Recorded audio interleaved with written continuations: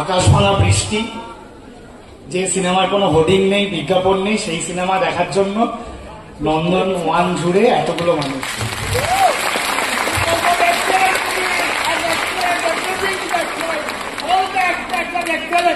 হ্যাঁ,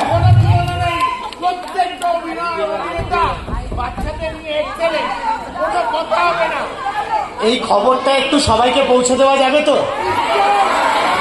আমাদের ভরসা শুধু আপনারা, যে আমাদের বড় বড় কিচ্ছু নেই, কোনো বিজ্ঞাপন নেই, কিচ্ছু না। আমি বিশ্বাস করি যে মানুষ যদি দায়িত্ব নেয় আরেকজন মানুষকে বলার, এর থেকে বড় বিজ্ঞাপন বোধহয় আর কিছু হতে পারে না, তাই তো?